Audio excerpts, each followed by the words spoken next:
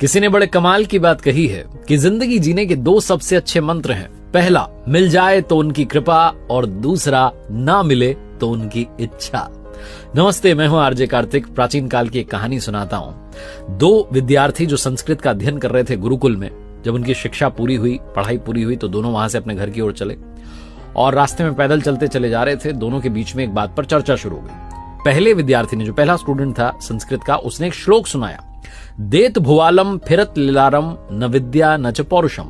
यानी कि जब राजा देता है तभी लिलार फिरता है, यानी कि भाग्य भी आपका साथ देना शुरू करता है, वरना न विद्या काम आती है न पौरुष, जो पुरुषार्थ है वो काम आता है, मेहनत काम आती है। दूसरे वाले विद्यार्थी ने संस्कृत के उसी श्लोक को थोड़ा आगे पीछे शिफ्ट किया और सुनाया, फिरत लिलारम देत भुवालम न विद्या न च पौरुषम। यानी कि जब भाग्य फिरता है, जब भाग्य साथ देना शुरू करता है, तभी राजा भी आपको देता है, वरना न विद्या काम आती है न पौरुष काम आता है। दोनों के बीच में इस बात का सलूशन नहीं निकल पा रहा था कि कौन सी बात सही है, कौन सा श्लोक सही है, कौन सी बात जीवन के लिए एकदम फिट बैठती है। तो दोनों ने सोचा कि काम करते हैं, राजा के पास चलते हैं।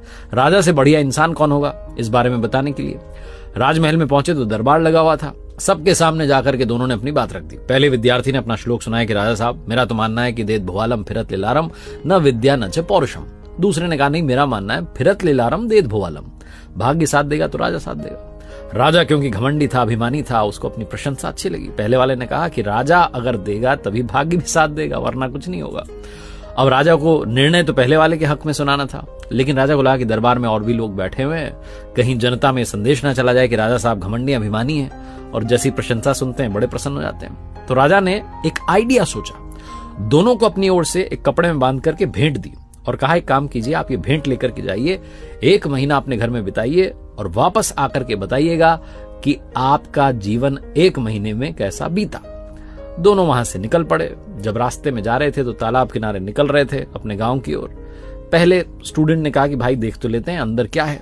तो कपड़ा हटा करके देखा गया तो पहले वाले को तो राजा ने कद्दू दिया था और दूसरे वाले को राजा ने सत्तू दिया था। जो पहला वाला विद्यार्थी था उसने कहा कि भाई, बड़े दिनों से मेरा सत्तू खाने का मन था, एक कद्दू तुम रख लो, सत्तू मुझे दे दो, कद्दू की सब्जी बना लेना घर जाकर के।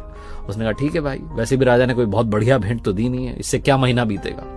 उसने तालाब किनारे पानी पिया, सत्तू खाया, अपने घर चला गया। दूसरे वाले को जो कद्दू एक्सचेंज ऑफर में मिल गया था वो घर पहुंचा, जो कह रहा था कि भाग्य साथ देगा तो राजा साथ देगा। कद्दू को जब फोड़ा गया तो राजा ने उसमें छेद कर करके अंदर जो है हीरे जवाहरात भर दिए थे। उसकी तो किस्मत चमक गई। उसने कहा, वाह, मजा आ गया। 1 महीना शानदार बीता, कुछ सेविंग्स कर ली। 1 महीने के बाद दोनों दरबार में पहुंचे। राजा ने पूछा कि बताओ कैसा रहा। पहले वाला रोने लगा कि साहब, आपने सत्तू दिया हो तो उसी दिन खा लिया। राजा ने कहा, मैंने सत्तू कहां दिया, मैंने तो तुम्हें कद्दू दिया था। उसने कहा, नहीं, वो मेरा मन था ना सत्तू खाने का, तो मैंने इनसे एक्सचेंज कर लिया था, बदले में ले लिया था। राजा कहने लगा, भाई दूसरे वाले की बात सही थी, फिरत लिलारम देत भुवालम, भाग्य इसी का चमका, इसीलिए तो इसके पास वो कद्दू पहुंच गया। कहने का मतलब यह है कि भाग्य साथ देगा तो चीजें बदलेगी। अब आप कहेंगे कि हमारा तो भाग्य नहीं चमक रहा है। जीवन में याद रखिए, जो जस करे सो तस फल चाखा।